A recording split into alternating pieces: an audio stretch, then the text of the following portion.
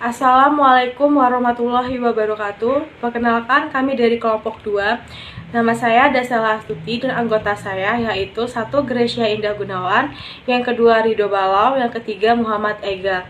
Di sini saya akan menjelaskan tentang implementasi perubahan. Pengertian implementasi perubahan akan dibacakan oleh saya sendiri. Implementasi adalah suatu tindakan atau pelaksanaan rencana yang telah disusun dengan cermat dan rinci. Implementasi ini tidak hanya aktivitas, tapi sesuatu kegiatan yang direncanakan dan dilaksanakan dengan siklus dengan mengacu norma-norma tertentu untuk mencapai tujuan kegiatan. Implementasi perubahan merupakan tahap ketiga dalam proses manajemen perubahan, di mana pada tahap ini terjadi proses pencairan, perubahan, dan pembekuan yang diharapkan. Implementasi tidak dapat dilakukan sesuai dengan langkah-langkah yang direncanakan.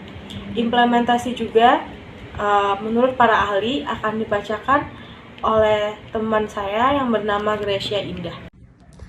Assalamualaikum warahmatullahi wabarakatuh. Perkenalkan, nama saya Gracia Indah Gunawan, NPM 19121102. Di sini saya akan menjelaskan pengertian implementasi menurut para ahli. 1. Urdin Usman. Implementasi merupakan bermuara aktivitas, aksi, tindakan, atau mekanisme sebuah sistem. Implementasi bukan sekedar aktivitas, tetapi suatu kegiatan yang terencana untuk mencapai tujuan. Yang kedua, Hanifah Harsono. Implementasi suatu proses untuk melaksanakan kebijakan menjadi tindakan kebijakan dari politik ke dalam administrasi. Yang ketiga, Guntur Setiawan. Implementasi adalah perluasan aktivitas yang saling menyesuaikan proses interaksi antara tujuan dan tindakan untuk mencapai serta memerlukan jaringan pelaksana birokrasi yang efektif. Perkenalkan, nama saya Muhammad Ega, NPM 1912110410. Di sini saya akan menjelaskan tujuan implementasi.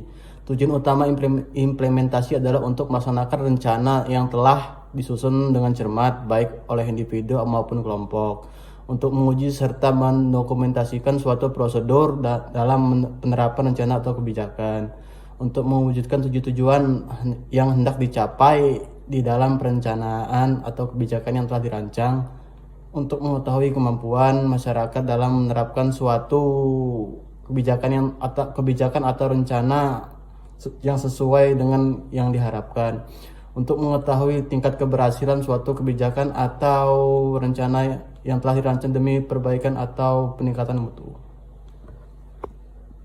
Assalamualaikum warahmatullahi wabarakatuh. Nama saya Ridho Balau. Saya akan menjelaskan contoh-contoh implementasi, dan berikut terdapat contoh-contoh implementasi. Antara lainnya, yang pertama adalah implementasi di bidang ekonomi.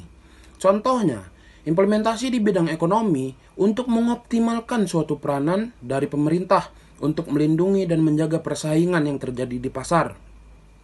Contoh lainnya, pemerintah harus menstabilkan harga sandang dan pangan yang turun ke pasaran untuk mencegah dan menjaga persaingan yang akan terjadi di pasaran.